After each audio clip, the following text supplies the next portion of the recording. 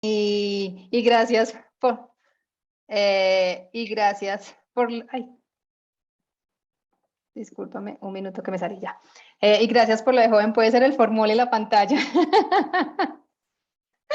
Bueno, entonces voy a compartir ya y bueno, y empezamos. Y si alguna cosa, pues ahorita solucionamos dudas. Bueno, entonces espérame 3 segundos, por favor.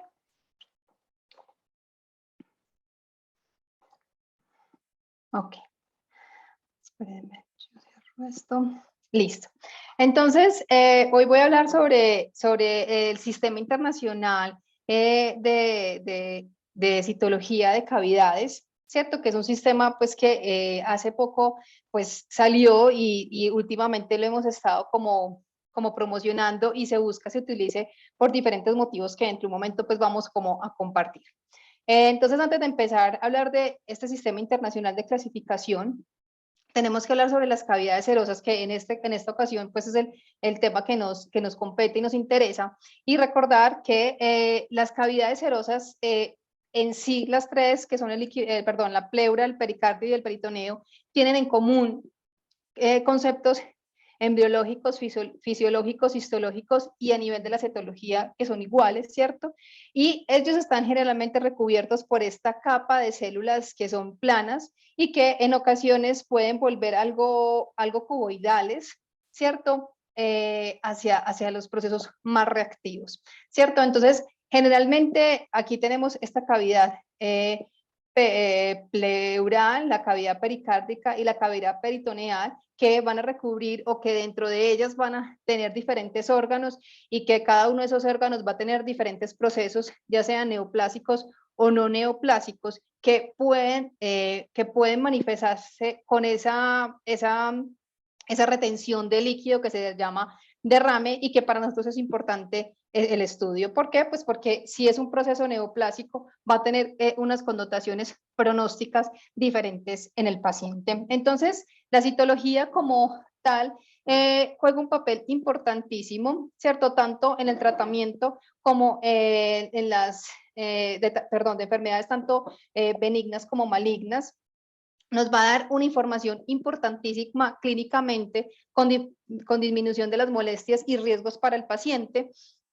Y como les decía ahorita, hay muchos procesos benignos, inflamatorios, infecciosos, que pueden asociarse a los derrames, pacientes con lupus o pacientes con una neumonía, pues que se asocian a derrames, por ejemplo, pleurales, o pacientes con cirrosis, ¿cierto? Que se pueden asociar a un cuadro de una citis, pero la importancia, o el enfoque principal que nosotros tenemos en la citología de cavidades es el reconocimiento de células malignas en estos procesos de derrames, ¿cierto? Sabemos que la tasa de malignidad en los derrames malignos es del 10 al 50%, y de esos derrames malignos, los adenocarcinomas son la principal causa de estos procesos malignos.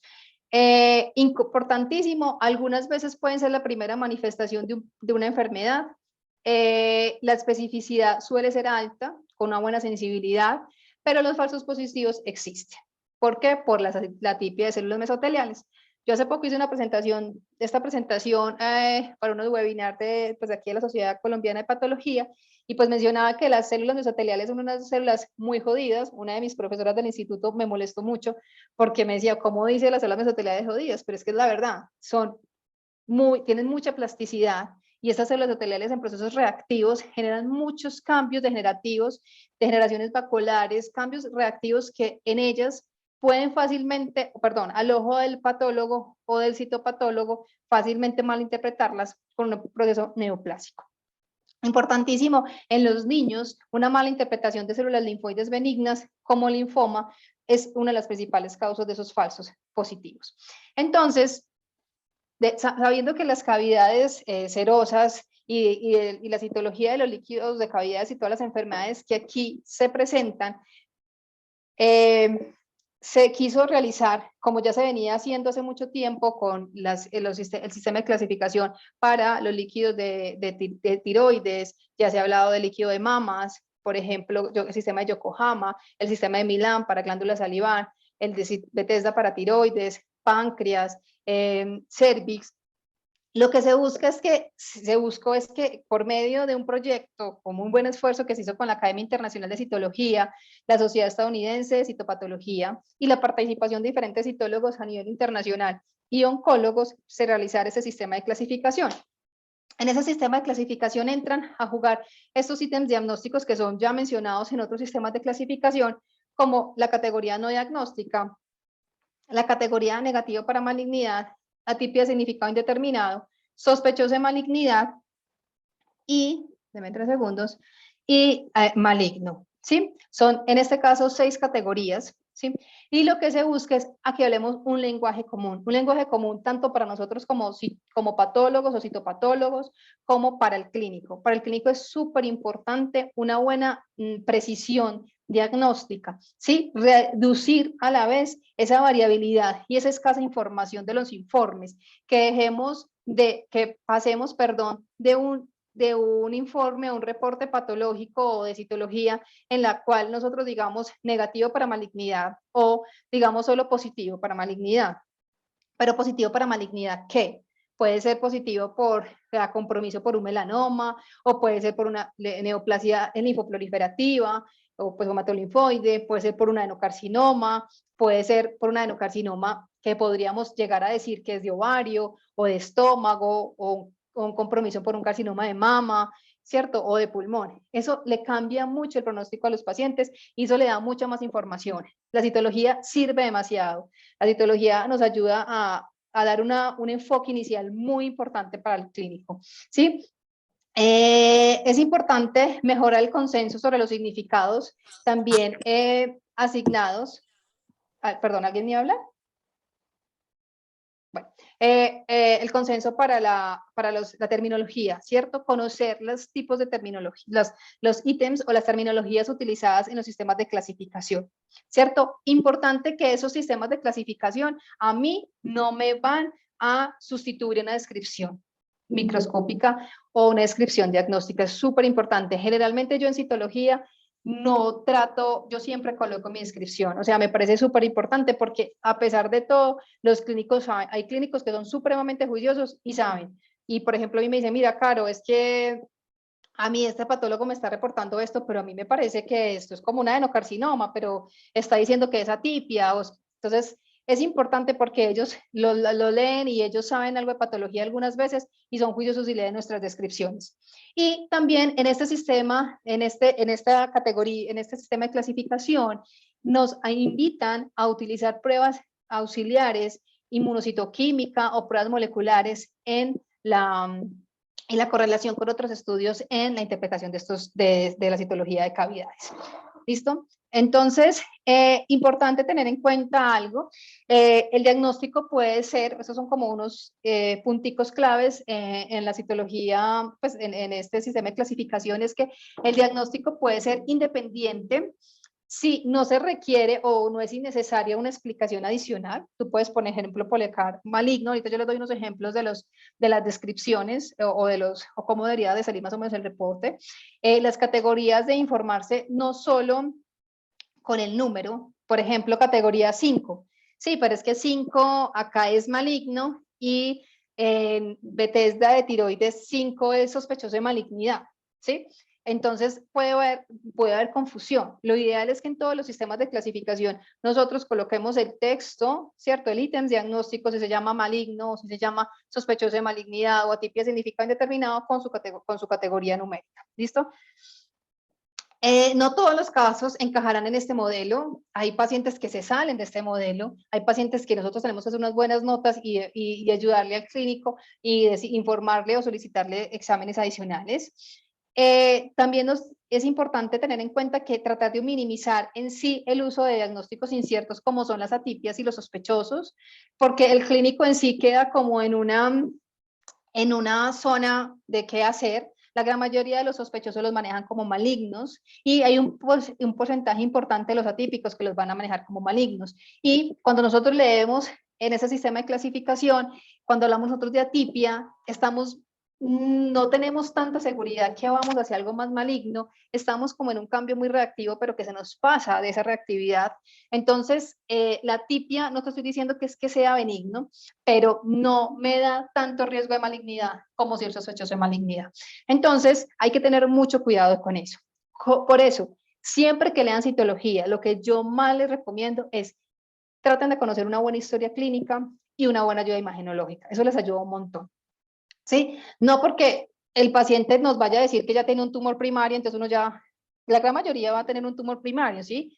Pero hay veces que no. Pero si, por ejemplo, yo tengo una mujer de 60 años con un cuadro de una masa anexial y asitis, pues lo más seguro es que va a ser un ovario, sí, en mi líquido peritoneal, ¿sí? Pero o una mujer con una, si tengo una historia clínica, pues si tiene, es una mujer y tiene un derrame pleural, pero no tenemos nada más de historia clínica, pues ¿qué es lo más frecuente? Pues puede ser una mama. Entonces, si yo puedo pues, tener la posibilidad de hacer estudios de inmunocitoquímica, puedo direccionar mis estudios hacia ese lado. ¿Listo?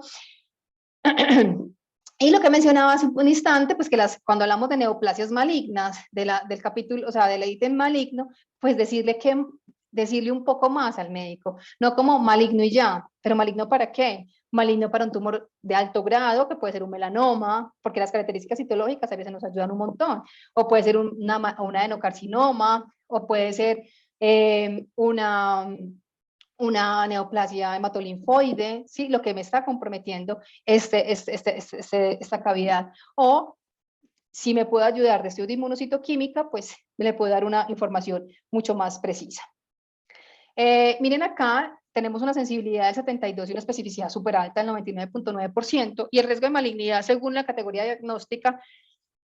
Entonces, el riesgo de malignidad según la categoría diagnóstica, perdón, miren, no diagnóstico es del 17%. Algunas veces nuestros líquidos están con muy escasa celulosidad o mal procesados o mal fijados, que es lo que uno más ve, ¿sí? Pero hay que mirar muchas veces la técnica. Yo pienso que cuando uno ve citología, lo más importante que tiene que tener es un equipo de citólogos súper buenos a su lado, de su mano, ¿sí? Porque, por ejemplo, con el grupo que yo trabajo, hacemos una citología, digamos, de un líquido pleural, pero mi líquido pleural está súper denso, el del botón en el citospin me sale súper denso, la citóloga va y me dice, doc, mira, está súper denso. Yo le digo, listo, hazme encendido de una vez, porque sé que ahí yo no voy a poder decir nada y pues yo no, ¿para qué le voy a decir a un paciente que es no diagnóstico cuando le puedo hacer un extendido y ahí de pronto al extender mis células, puedo verlas de su detalle citológico hasta de su detalle arquitectural y de serle más preciso al clínico y decirle al paciente si tiene compromiso metastásico por un carcinoma X o por un adenocarcinoma o lo que sea, y ya el paciente pues tiene un pronóstico. Si le digo no diagnóstico, entonces tenemos que esperar que vuelva a hacer otro derrame por si ya no tenemos más material, ¿sí? Negativo para malignidad, pues tiene un riesgo de malignidad, pues a comparación del no diagnóstico, pues es alto, pero pues el no diagnóstico es más alto, pues es significativamente alto. La tipia significaba indeterminado, miren, es del 66%, pues el sospechoso de malignidad y obviamente el de maligno, pues el riesgo de malignidad es muy alto. Muy bien. Entonces, hablando ya del sistema de clasificación de los líquidos serosos, entonces el primer ítem diagnóstico es no diagnóstico, ¿cierto? O adecuado, ¿cierto? No diagnóstico, no adecuado. Entonces, nosotros decimos, bueno, este sistema de clasificación de cavidades serosas me habla sobre un número específico de células para determinar si es adecuado o no. No, no es posible. ¿Por qué no es posible? Porque, primero que todo, nosotros tenemos una cantidad de procesos no neoplásicos y neoplásicos que pueden afectar la pleura, el peritoneo, el pericardio, ¿sí?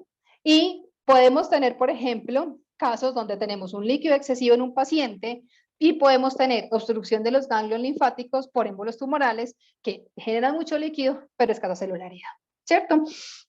Entonces, por ejemplo, en líquidos serosos, el volumen es el más significativo. Entonces dice que mínimo tiene que ser entre 50 y 75 mililitros de material enviado, ¿cierto? Porque al yo procesar esa cantidad de material, yo puedo tener una disminución de los posibles falsos negativos, ¿cierto? Y así yo optimizo la sensibilidad de mi prueba, ¿sí? Tanto es que si yo, por ejemplo, tengo, ay, perdón, que me caigo. Tengo puede ser un botón en el cual, digamos, me pasa mi botón y yo veo que mis células están supremamente estrelladas, están abiertas, se están desintegrando o no veo casi células, puede haber sido muchos motivos, ¿cierto? Puede ser hasta que si lo tengo por citospin, es que están muchas revoluciones por minuto, por tantos minutos, que es más de lo normal y por eso mis células se me puede salir y no se me van a observar en el botón, ¿sí? Entonces hay muchas cosas más, entonces en ese caso, pues puede ser que sea un caso positivo, puede ser algo en el procesamiento, entonces uno puede decir, no, está negativo para malignidad y el caso sale, no. Ellos en el libro nos dicen y son específicos, es que si yo tengo más material y mi prueba es no diagnóstica porque no tengo casi celularidad o porque está mal preservada mi celularidad, procese más, déle la oportunidad al paciente de tener un diagnóstico más asertivo. Muy bien, entonces, miren acá, cuando yo hablo de cavidades, de líquido de cavidades, mis células tienen que estar bien conservadas, bien preparadas, y al estar bien conservadas y bien preparadas, obviamente van a estar bien coloreadas, ¿sí? Porque la buena fijación de la célula, los extendidos que no son, o los preparados que no son gruesos, van a permitir que mi extendido o mi coloración, perdón, del extendido sea adecuado. ¿Sí? Porque si son extendidos muy gruesos o mal fijados, la penetración de la coloración, ustedes saben que va a quedar afectada. Y obviamente bien visualizadas, ¿cierto? Si yo no tengo esto, eso no es valorable, no es valorable. Miren, por ejemplo, acá, yo tengo, la gran mayoría de las fotos que ustedes van a ver en esta presentación son de mi trabajo diario. Obvio, hay algunas de libros, pero la gran mayoría son mías, ¿listo? Entonces, miren acá. Bueno, y hay otras que saqué de de cuando estoy haciendo pues como un observer en el hospital, en el Jackson, en Miami, con la doctora Mónica García, pues en las que nosotros tomamos unas fotos muy bonitas e interesantes que se las voy a mostrar. Bueno, entonces miren acá, que esto yo pues observo, esto puede ser una célula mesotelial, esto puede ser o una mesotelial o un histiocyto, pues yo veo células que están reventadas, o puede ser esto un linfocito o un poli, no sé qué es. Yo a esto no le puedo poner negativo para malignidad. Yo aquí no estoy haciendo una adecuada muestra de mis células. Son células mal preservadas, son células mal preparadas, son células que no tienen una adecuada visualización. Entonces, en ese caso, tienen que salir como no diagnóstico, ¿cierto? Si ya procesé más material y persiste así, no diagnóstico, ¿cierto? ¿Qué otras muestras? Acelulares, con marcada generación, en este caso, hemorrágicas, ¿cierto? En este caso, no puedo hacer inadecuada interpretación. Por ejemplo, ese es otro ejemplo. Son células, son extendidos, perdón, o preparados que son supremamente hemorrágicos, en los que yo ni siquiera tengo celularidad. Entonces, yo en mi diagnóstico o en mi protocolo diagnóstico puedo colocar como evaluación limitada, extendido, hemorrágico celular, ¿cierto? Y sería como no diagnóstico, categoría 1. ¿Listo? Muy bien. Hay dos momentos en los cuales yo no debería colocar no diagnóstico, sino que aquí tengo sí que colocar una categoría, ¿cierto? Diferente a la 1. Por ejemplo, como sucede en otras categorías que hemos visto en los diferentes sistemas de clasificación, por ejemplo, si ustedes, como es en tiroides, si ustedes tienen menos de 6 grupos de 10 células foliculares, pero en esos grupos poquitos que tienen atipia, eso no es no diagnóstico o insatisfactorio, no es Bethesda 1, ya pasa a ser Bethesda 3. Lo mismo sucede acá, lo mismo vemos en Yokohama y Mama. Si ustedes, a pesar de que no tienen una adecuada celularidad, en este caso pues no tenemos un número específico, pero en la poca celularidad que tengo, yo veo atipia, esto no queda dentro de no diagnóstico. ¿Listo? O cuando yo tengo un paciente con una clínica y un proceso inflamatorio, una enfermedad inflamatoria, y mi citología muestra un gran número de células inflamatorias, a pesar de que yo no tengo células mesoteliales o muy escasas células mesoteliales y histocitos en mi categoría, en mi preparación. ¿Listo? Muy bien. Otras cosas importantes que tenemos que tener en cuenta, yo puedo tener mi muestra citológica contaminada por talco, por células escamosas de la piel, por contaminantes externos, por fijadores. Entonces, hay muchas cosas que me las pueden alterar y que yo las debo mencionar en mi informe. Entonces, por ejemplo, en este caso, el informe que vamos a tener acá es una evaluación limitada por células mal preservadas. Aquí yo no sé qué es nada, yo solamente veo hematíes. Que yo puedo decir que hematíes sí, y de pronto esos son unos linfocitos, pero pues de ahí para adelante ya no podría decir nada. O por ejemplo, células extendidos extensamente hemorrágicos con elementos formes de la sangre, pero que yo no veo ni células mesoteliales ni ciocitos adecuadamente valorables. ¿Listo? Entonces es muy diferente yo esto ponerle negativo para malignidad cuando yo no estoy viendo células a, a colocarle en insatisfactorio, porque en este caso el paciente se va, si vuelve a tener un derrame, pues vuelve pues inmediatamente a muestreo. O pues sí, porque el manejo médico de estos pacientes es ¿cómo es? Es repetir. Muy bien, ay, perdón, me equivoqué. Listo, negativo para malignidad. Entonces, en la categoría negativo para malignidad, lo más importante que tenemos que tener en cuenta en el componente negativo o en este ítem diagnóstico es conocer qué células son normales que encontremos en una cavidad, ¿sí? Porque es lo mismo para cualquier parte del órgano en el que estemos viendo citología, que es lo que normalmente vamos a ver, ¿sí? Si nosotros no conocemos lo que es normal, pues obviamente nos vamos a confundir y vamos a malinterpretar. ¿Listo? Entonces, ¿qué es lo que normalmente yo veo en un líquido de cavidad? Yo voy a ver células mesoteliales, ¿cierto? Yo voy a ver isquiocitos, ¿sí? Yo voy a ver linfocitos, ¿cierto? Puede haber neutrófilos, ¿sí? Puede haber componentes benignos de la sangre. Y otros componentes que podemos encontrar como los cuerpos de Samoma o las bolas de colágeno o los cuerpos de asbesto o microorganismos, ¿cierto? Que no son malignos, ¿cierto? Hay una cosa importante y es los cuerpos de Samoma. La presencia de cuerpos de Samoma no me tiene que dar el proceso, o sea, no me puede mandar una categoría maligna, ¿cierto? O sospechosa. Eso es dependiendo. Si ustedes solamente tienen el cuerpo de Samoma, no puede hacer nada más. Se tiene que notificar como presencia de cuerpos de Samoma y ya, ¿cierto? Por decirlo así. Pero si yo tengo la proliferación celular atípica, ahí sí ya clasifico de acuerdo a los hallazgos citológicos que yo veo. Porque recuerden que esos cuerpos de Samoma, que son esas calcificaciones, se pueden presentar en cualquier proceso papilar, en una hiperplasia mesotelial papilar que existen, o en una endometriosis, en una salpingiosis. Entonces, en esos casos yo puedo tener cuerpos de Samoma. Entonces, para que lo tengamos muy presente. ¿Listo? Muy bien. Y bueno, y que también tenemos que tener en cuenta que los cuerpos de Samoma pues también están asociados a diferentes procesos neoplásicos, carcinoma papilar de tiroides, carcinoma de ovario. ¿Listo? Muy bien. Entonces ya sabemos cuáles son los componentes celulares benignos, o normales, perdón, de las cavidades, ¿cierto? Pues el diagnóstico o la definición de esto es pues que yo no tenga ninguna célula tumoral maligna o sospechosa en mi preparación citológica. ¿Listo? Muy bien. Entonces, como cualquier citología que yo voy a mirar, yo generalmente siempre le digo a mis estudiantes cuando estamos viendo citología es, miren desde un bajo aumento, ¿cierto? Yo estoy en 4X y yo tengo que mirar cómo está mi celularidad, si está adecuada o no. O sea, yo tengo buenas células o tengo muy escasas células o tengo muchas células, ¿cierto? De ahí miren la arquitectura, porque la arquitectura les puede decir muchas cosas. Está haciendo bola de cañón, está haciendo, y en toda citología, está haciendo como bulbo de cebolla, carreras de tren como de tiroides, o la papila, o está haciendo los grupos discoadhesivos, grupos tridimensionales o células sueltas, ¿cierto? Entonces, ese patrón arquitectural es fundamental, ¿sí? Y ya después, pues me voy a ver esa celularidad como es, ¿cierto? Si son unas células benignas, son componentes normales o no son componentes normales. Entonces, siempre en citología, lo que yo más les recomiendo es llénense de criterios diagnósticos para categorizar algo, ¿sí? Entonces, yo a veces, me disculpan que les hable a veces mucho de tiroides, pero sí que tiroides es lo que generalmente uno más ve.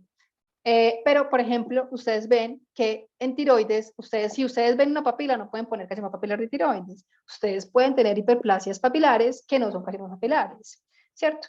Entonces, tenemos que ver la arquitectura más de esos cambios citológicos, lo mismo acá, ¿cierto? Les estoy diciendo, si ven un cuerpo de Samoma, no le vayan a poner papilar, perdón, no le vayan a poner maligno. Si ustedes ven esos procesos celulares atípicos, pues ahí sí, ¿sí? Lo mismo acá, entonces, cualquier arquitectura se debe asociar a cambios morfológicos de la célula. ¿Listo? Y lo más importante, pues, que yo debo de tener en cuenta es esa segunda población celular. La segunda población celular es la que, o sea, cuando estoy hablando que la población celular normal son mesoteliales, histocitos y linfos, por decirlo así, si yo veo otra población celular diferente, eso quiere decir que hay unas células que normalmente no deberían de existir y que están ahí, es como el concepto que se llama como población dual. ¿Listo? Yo les había dicho que las células mesoteliales son súper maleables, tienen una elasticidad, una plasticidad súper grande, por lo cual ellas ya se pueden adaptar a los diferentes ambientes o cambios ambientales, pues de microambiente, ¿sí? Entonces, es muy importante tener en cuenta eso porque ellas fácilmente pueden hacer cambios degenerativos, por ejemplo, las degeneraciones vacuolares, que uno dice son células en anillo de sello, y no, son células mesoteliales simples y silvestres que están haciendo cambios degenerativos. ¿Listo? Entonces, para nosotros hablar un poquito de eso, pues tenemos que conocer, antes de hablar de células mesoteliales, pues de los malignos, tenemos que ver cómo es una célula mesotelial normal, ¿cierto? De la célula mesotelial normal, varía entre 12 a 20 micras de diámetro, la forma suele ser redonda, algo esfoliado poligonal en fragmentos de tejido, miren, sus bordes son bien definidos, ¿cierto? Su localización suele ser excéntrica, perdón, central o excéntrica, ¿sí? Algo excéntrica, su forma puede ser redonda, algo reniforme, como si fuera un riñoncito, la membrana es nítida, bien definida, es suave y puede tener nucleolos o micronucleolos, ¿cierto? Perdón, su citoplasma, si es muy característico, es abundante y es una característica muy importante que tenemos que tener en cuenta, es que hacia la periferia su citoplasma cambia de color, se puede volver un poco más claro, y eso es por la presencia de las microvellosidades, por lo cual eso se llama la falda de encaje. Esa clásica falda de encaje es la presencia de microvellosidades que están en la periferia del citoplasma de la célula mesotelial, por la cual ellos permiten unirse una a la otra y pues permitir los movimientos fisiológicos normales de la pleura, como la respiración, ¿cierto? El pericardio con los latidos cardíacos, perdón, y el peritoneo, pues con los movimientos peristálticos. Si fueran células ahí normales, rígidas, no se permitiría esa función normal, ¿cierto? Muy bien. Miren acá, qué lindas estas células, miren la falda de encaje, divinas, estas células que son binucleadas, miren la falda de encaje, qué bonita se ve acá por su presencia de microvellosidades, ahí se encuentran sus núcleos que suelen ser redondos, algo, perdón, de localización central o algo excéntrica, redondos un poquito arriñonados, entonces ustedes ven que ellas no son perfectas, ellas tienen un poquito de pues como de ondulacióncita, pero pues son discretas. Y pues pueden tener un nucleolo, pueden tener varios nucleolos y pues una cromatina fina. Miren acá, eso sí es una foto del libro, miren qué belleza estas microvellosidades y por medio de esas microvellosidades es que ellas se unen a las otras células y hacen las famosas ventanas. ¿Sí? Acá tenemos estos histiocitos un poquito chuecos que nos están acompañando y estas son las famosas ventanas que nos ayudan a diferenciar a las células mesoteliales. ¿Listo? Miren acá, esas células mesoteliales haciendo algo de ventana, eso sí es y esos histocitos que están acá, pues que es una célula, eso sí es una foto de una citología mía. Vamos por acá. Generalmente, los preparados citológicos de las células mesoteliales o de las hiperplasias mesoteliales reactivas, como por decirlo así, generalmente ellos no, en los derrames benignos, mejor dicho, ellas no suelen tener grupos muy grandes. Esos grupos más grandes, de 12 células, pues pueden asociarse, ya sabemos, que en las cavidades, como estamos hablando de células mesoteliales, pues nosotros tenemos una neoplasia propia de ellas, que son los mesoteliomas, que es más frecuente que sea en pulmón. Ahorita yo les hago unas diferenciaciones porque obviamente en el categoría 5 pues también entran los mesoteliomas. La binucleación, ya lo habíamos visto, pueden ser binucleadas, multinucleadas, y lo volvemos a decir, miren, aquí un poquito onduladita la membrana nuclear, ¿sí? Como si fuera algo medio riñonadito o reniforme, perdón. La falda de encaje y pues algo de ventana. ¿Sí? Que las están acompañando. Nosotros vamos a tener también mitosis en los derrames benignos. Y bueno, ya les dije la falda de encaje. Podemos tener vacuolas intracitoplasmáticas que se pueden asociar a degeneraciones vacuolares. Miren acá. Muy bien. Este núcleo central, de localización muy central, algo ovalado, con la cromatina, perdón, con un citoplasma granular, finamente granular, y pues la falda de encaje en su periferia. Miren qué bonita es esa, miren la falda de encaje, acompañada aquí de un histiocito. Muy bien. Entonces, eso es súper importante que nosotros diferenciemos de las células mesoteliales. Entonces, hay una cosa importante. Nosotros podemos tener en estos derrames, perdón, en esta categoría negativa para malignidad, en nuestra composición celular, nosotros podemos tener o que predominen nuestras células mesoteliales, o que predominen los linfocitos, o los eosinófilos. Les voy a mostrar algunas de ellas y pues en qué situaciones se pueden presentar. Entonces, donde predominan unas células mesoteliales, obvio, tenemos una hiperplasia mesotelial, aquí están dispuestas en sábanas. Hay una cosa súper importante que siempre recuerdo cuando la doctora Mercedes Jordá me explicaba y me decía, mira, haz de cuenta que tú tienes tus células mesoteliales y tú vas en una moto y estás montando y puedes irte por todas las células mesoteliales recorriéndolas por esa formación de ventanas. A mí me permite irme de un lado a otro, ¿cierto? En esa presentación de sábanas, ¿sí? Entonces eso es importante. Miremos acá, estas células algo reniformes, de núcleo central, binucleadas, ¿sí? Miren acá, miren la cromatina. Yo creo que en la citología a mí me parece que lo que es la cromatina y los contornos nucleares son importantísimos siempre. Y aquí, pues, en un líquido pleural de una paciente, pues, hicimos un WT1, pues, para determinar que eran células mesoteliales. ¿Listo? ¿Qué cambios reactivos yo puedo encontrar en estas células mesoteliales? ¿Qué cambios reactivos? El agrandamiento nuclear, la binucleación hace parte de los cambios reactivos y la multinucleación. La presencia de los nucleolos pequeños o múltiples, o únicos, perdón, únicos o múltiples, que son las que son características que hay veces nos hacen malinterpretar esos procesos reactivos con procesos neoplásicos. ¿Listo? Yo también puedo tener un predominio de histocitos, ¿cierto? Es importante y es una de las cosas que de pronto yo más veo, por ejemplo, en la formación de mis residentes, y es que ellos me confunden las células mesoteliales con los histocitos, y cuando ven una célula mesotelial ya le meten y le empujan en la neoplasia, ¿cierto? Entonces recordemos los histocitos, ya que les vamos a unas fotos de histocitos.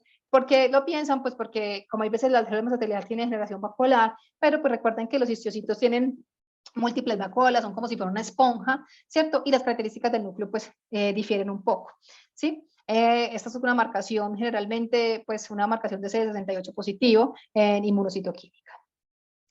Muy bien, entonces con los histocitos, miren, los núcleos son más pequeños, son más redondos, pueden ser plegados, que los bordes pueden ser pueden ser de bien a mal definidos. Miren que son muy plegaditos algunas veces, y por eso hay veces son como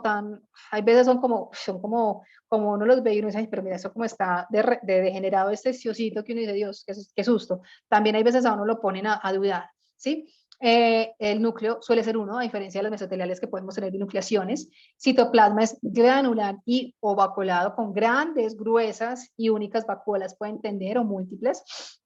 El contenido, bueno, nos pueden ayudar, cuando tienen pigmento nos ayudan un montón, y pues esto es lo más importante, pues hay ausencia de ventanas. ¿Listo? Bueno, hay una cosa importante, que grupos pequeños mal definidos de contornos irregulares, o esos grupos como algo cohesivos, nos pueden simular una población epitelial. Entonces, no solo las células mesoteliales hay veces nos ponen a pensar y a patinar en el diagnóstico, sino estos histocitos que hay veces pues pueden agruparse. Muy bien. Cuando hablamos de predominio linfocítico, con los predominios linfocíticos es súper importante. Sabemos que el 80% de los derrames de predominio linfocítico son reactivos, el 80% de los derrames, generalmente de un 20, habíamos dicho, 20 al 40%, pues son malignos, un gran porcentaje pues van a ser negativos, y generalmente cuando hablamos de estos predominios linfocíticos, pues predominan las células T, pues en aproximadamente la gran mayoría, o sea, como un 80-90% de los casos van a ser así.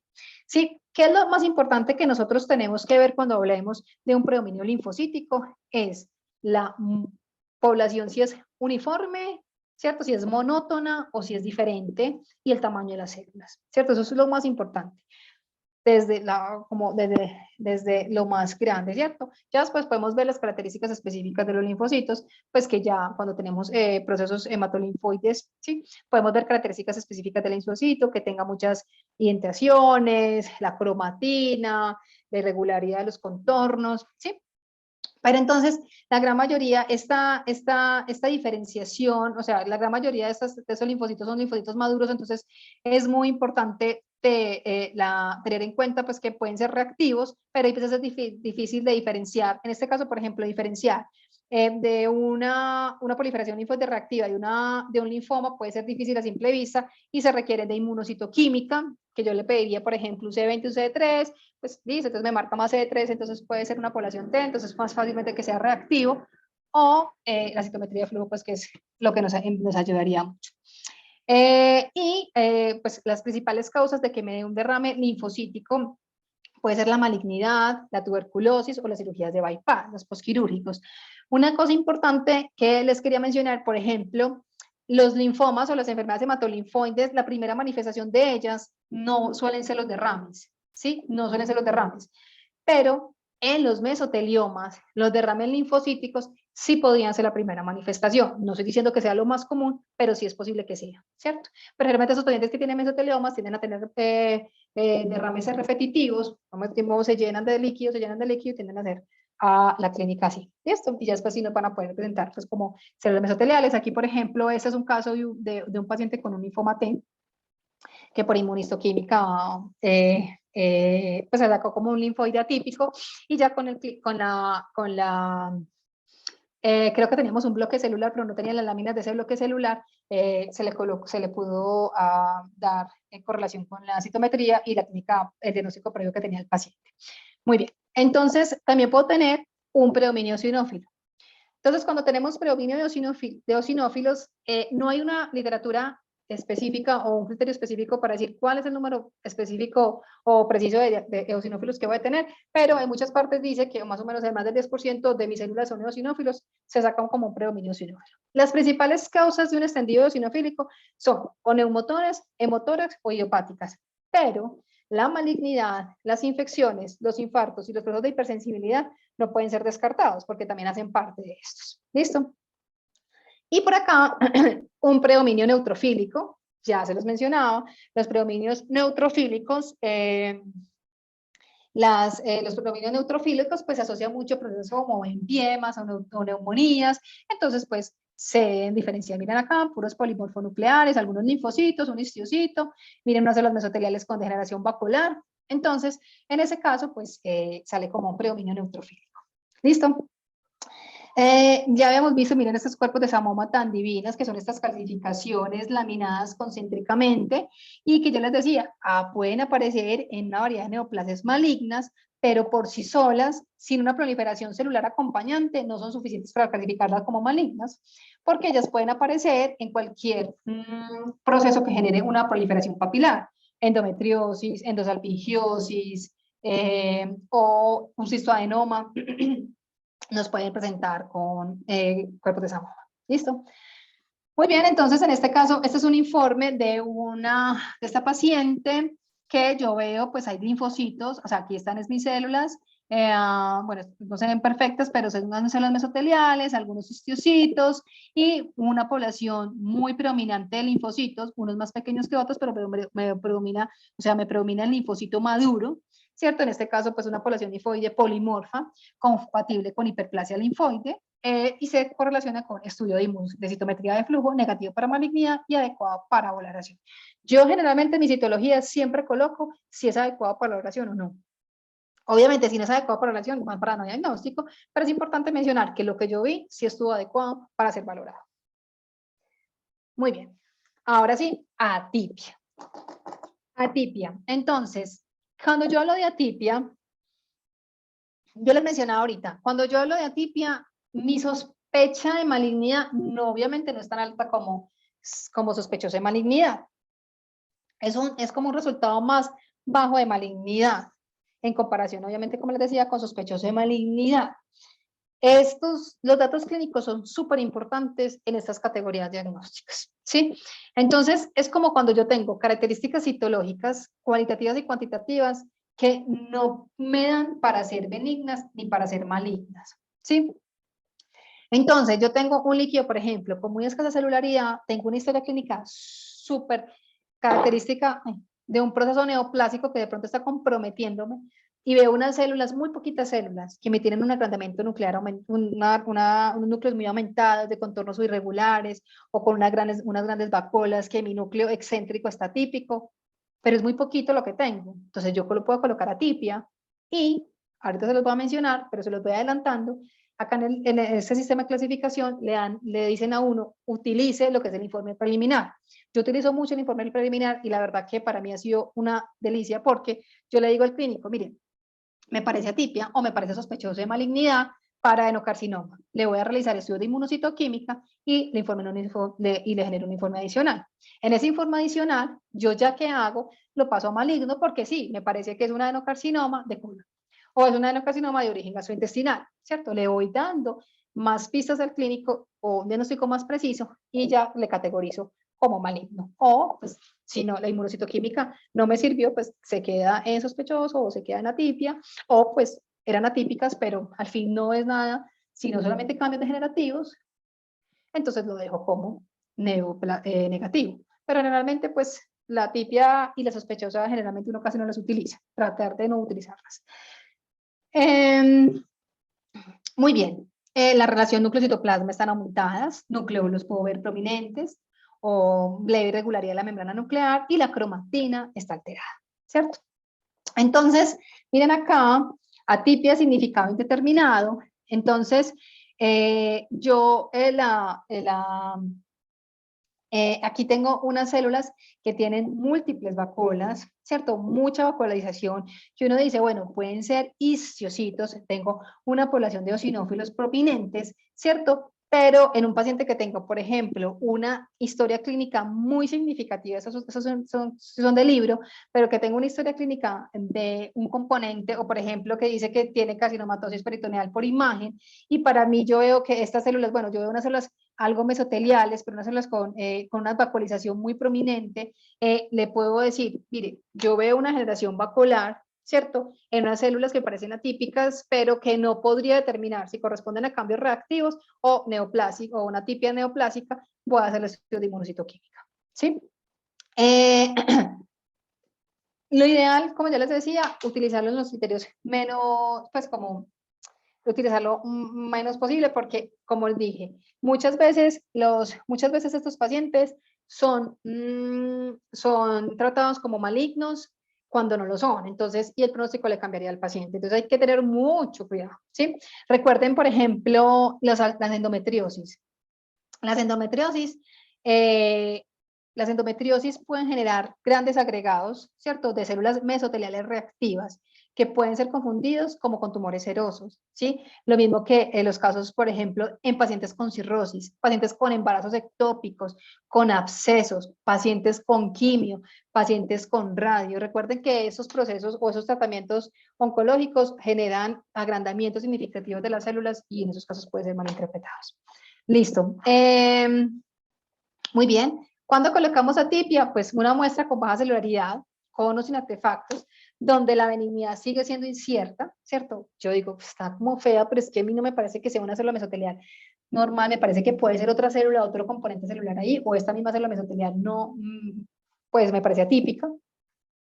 Cuando no me da para sospechoso, y menos para maligno, lo mismo tanto en células, o sea, como otro componente, como sería una célula metastásica, como células mesoteliales, ¿cierto? O con trastornos, perdón, con la presencia de linfocitos, ¿cierto? Que uno los puede sacar como un extendido o un extendido linfoide atípico en el proceso de una neoplasia linfoproliferativo, un trastorno linfoproliferativo versus un proceso reactivo. Muy bien. Bueno, acá también los tumores borderline entran en esta fase, en esta categoría diagnóstica, los tumores borderline del ovario y los otros tumores de bajo potencial maligno. ¿Listo? Muy bien.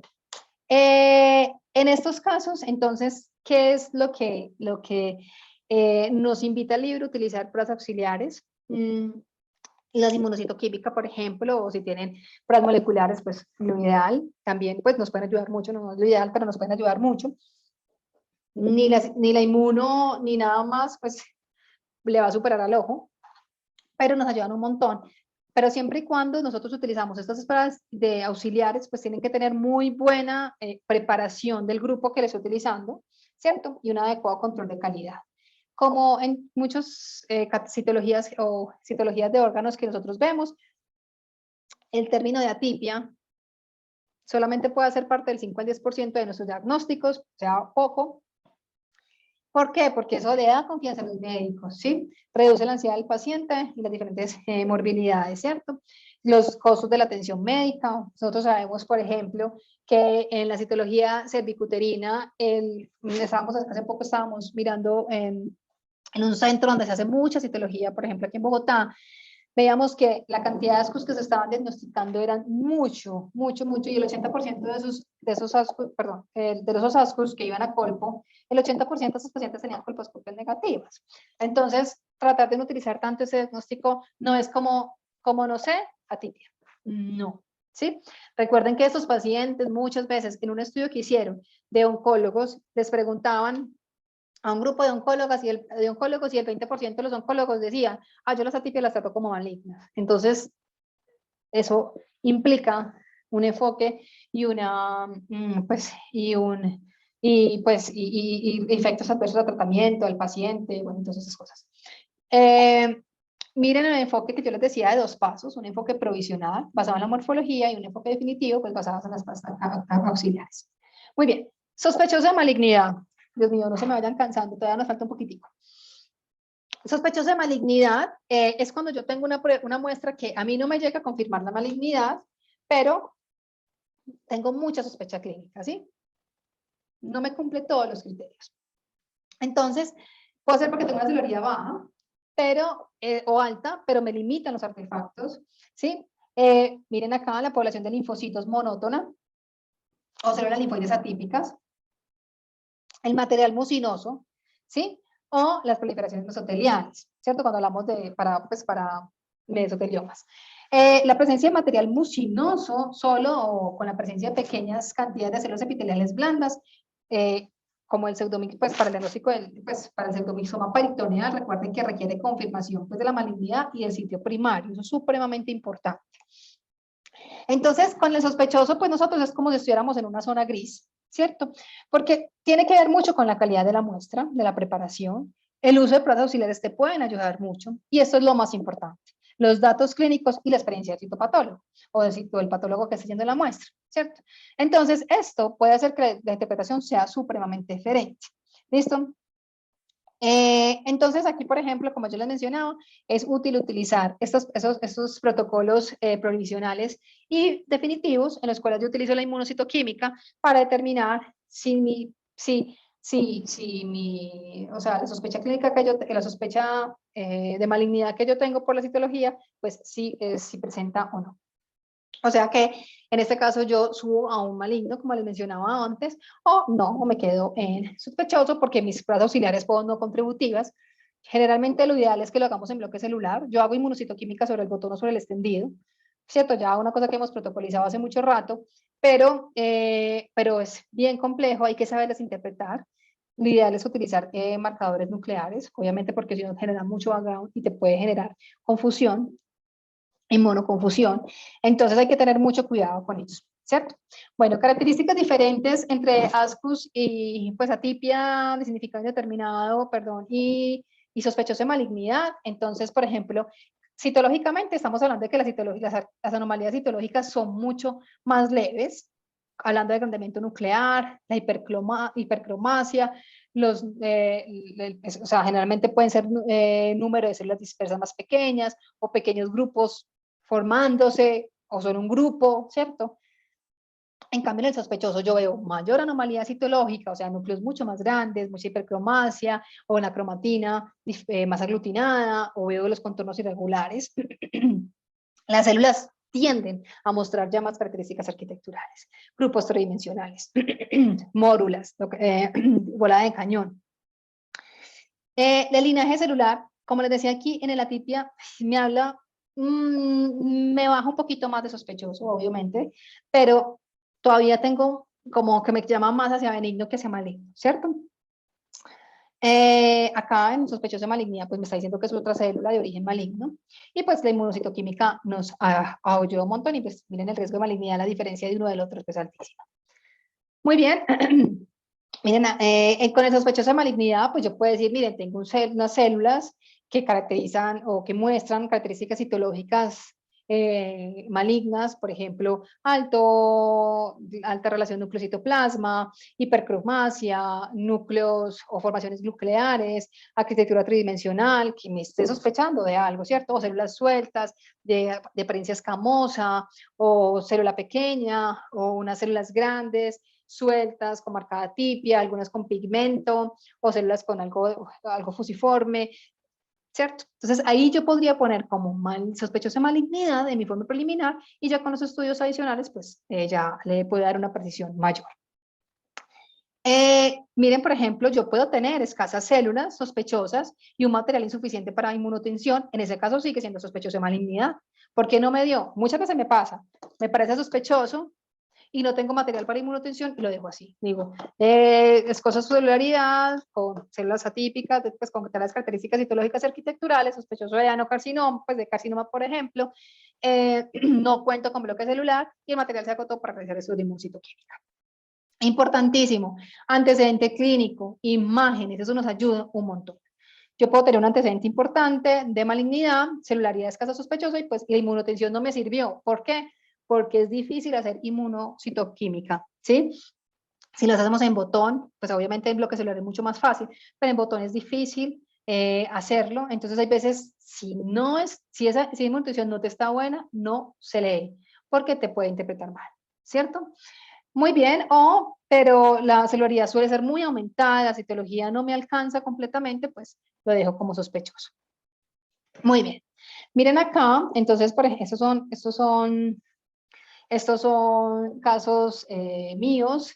Entonces aquí nosotros tenemos estas células que son unas células mesoteliales, miren que tienen ventanita aquí entre las dos, pero acá yo estoy viendo unas células, miren, que no tienen citoplasma, se les ha perdido el citoplasma, hay una pérdida de relación núcleo-citoplasma. Yo no les veo casi una cromatina muy irregular, unos núcleos pequeños, unas células como con pues, un pequeño nucleolo, pero miren, unos contornos irregulares, ¿cierto? Como con una pequeña hendidura acá en su centro.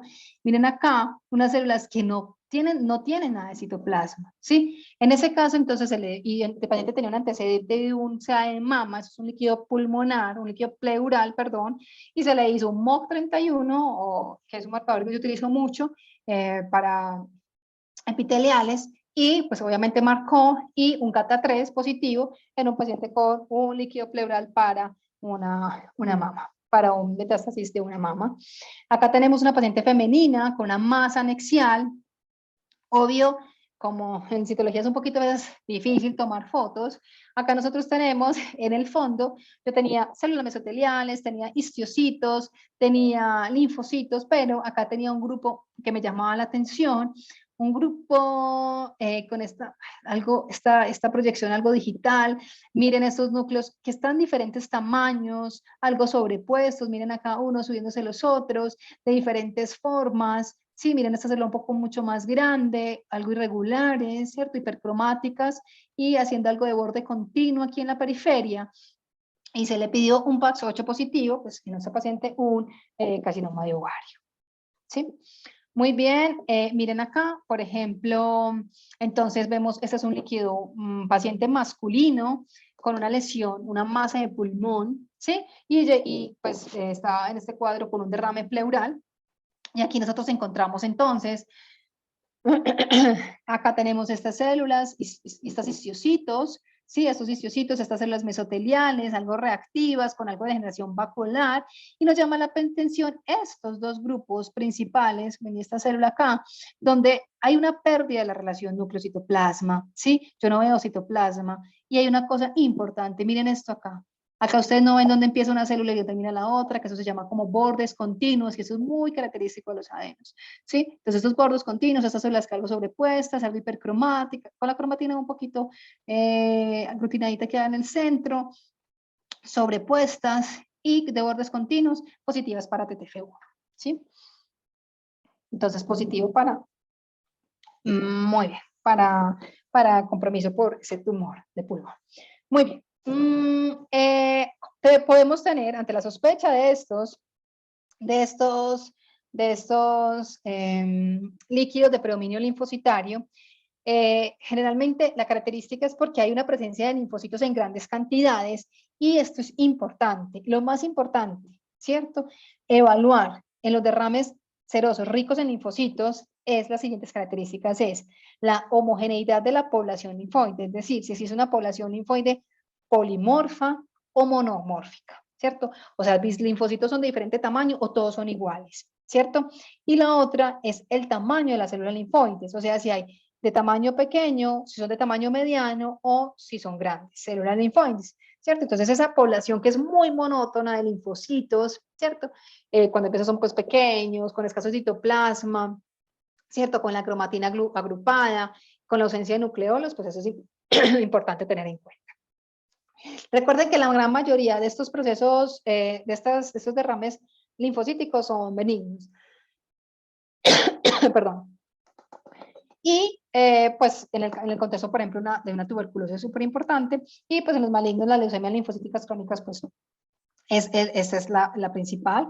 El diagnóstico importantísimo, pues importantísimo no, todos nos ayudan, la citometría de flujo, siempre la mano, porque la gran mayoría de las veces estos pacientes van de una vez con citometría de flujo, entonces importantísimo para la interpretación. Entonces, miren acá, esos, por ejemplo, en esos extendidos en los que en estos preparados citológicos, en los que me van a predominar los linfocitos, ¿cierto? Esas células un poco más grandes, miren estas células grandes, con esa cromatina irregular, ¿cierto? Miren estas entradas que tienen esos linfocitos, miren esos grandes linfocitos que tenemos acá, ¿sí? Miren estas entradas que tienen estos linfocitos, no son los mesoteliales, esos son linfocitos. En el fondo hay histocitos, en el fondo hay linfocitos maduros, hay polimorfonucleares, ¿sí? Pero estas células linfoides con escaso citoplasma, con cromatina, algo gruesa, alterada, y con los contornos irregulares. ¿Listo? Importantísimo, pues, utilizar estudios de inmunocitoquímica, o en el caso de que no tengan estudios de inmunocitoquímica, pues, como determinarlo como sospechoso de malignidad, con una población linfoide atípica, sugestiva de neoplasia hematolinfoide. También podemos tener la mucosa del líquido perdón, la mucosa no, la mucina en el líquido peritoneal, ¿cierto? Importantísimo, pues, determinar si es tracto gastrointestinal ginecológico, ¿sí? Pues entonces informar la naturaleza epitelial y su origen, y pues lo más importante es correlacionarla con la clínica. Lo podemos ver, pues nosotros podemos colocar como de bajo grado, de alto grado, según las características citológicas que nosotros vamos a ver, esa mucina extracelular, donde van a nadar estas células que pueden tener atipia o no citológica. Bueno, eso lo he mencionado muchas veces. Recuerden que los médicos van a tratar a los pacientes con sospechosa como malignos, igual que un gran porcentaje de los atípicos los van a tratar como malignos. Entonces, en el informe provisional, que les mencionaba, lo poníamos como líquido pleural citología, satisfactorio para evaluación, sospechoso de malignidad categoría 4. Los hallazgos en el citospin contienen escasos linfocitos, macrófagos asociados a unas células a pocas células dispersas de núcleos hipercromáticos, con irregularidad de los contornos y nucleolo. Y ya pues con la marcación en este caso no tengo NRE, el GATA3, pues sería posible, lo más probable indica que es carcinoma de mama. Compromiso por carcinoma de mama. Muy bien. Y ya para terminar, tenemos que hablar del grupo de malignidad. En el grupo de malignidad se dividen dos grandes grupos. Qué pena mencionarlo de nuevo, pero entonces serían los mesoteliomas y las malignidades secundarias. ¿Quiere decir malignidad secundaria? Es el tumor de pulmón, el carcinoma de pulmón que hizo metástasis a pleura, o el de ovario que hizo asitis y compromete la cavidad peritoneal, o páncreas, o estómago, o colon, el que sea. ¿Cierto? Entonces, en eso nos pueden ayudar mucho los estudios de inmunocitoquímica. Recuerden, como siempre se los he dicho, la evaluación inicial es determinar qué tipo de células estoy viendo, ¿cierto?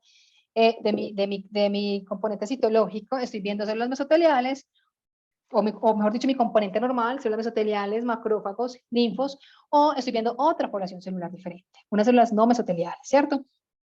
Si no son mesoteliales, pues determino cuál es el origen primario. Si es mesotelial, pues mirar si son células mesoteliales sin atipia o no, ¿cierto? Si no hay atipia, pues es una hiperplasia mesotelial reactiva, o si hay atipia, pues eso puede ser una malignidad o un mesotelioma, ¿sí? La celularidad, obvio, se los dije ahorita, cuando vean citología, lo más importante es que yo estoy viendo y diga, mi celularidad cómo está, alta, moderada, baja, qué tipo de célula estoy viendo, ¿es una célula mesotelial o no es una mesotelial? ¿Cierto? O estoy viendo ambas, ¿sí? Y si mis células que estoy viendo son atípicas o no atípicas, ¿cierto? El enfoque dual de la población, o perdón, el enfoque de la población dual, que es el más importante que nosotros tenemos que tener, es que yo vea células mesoteliales, vea histocitos, digamos, y linfocitos, y por allá aparezca otra población de células que es diferente a lo que yo estoy viendo.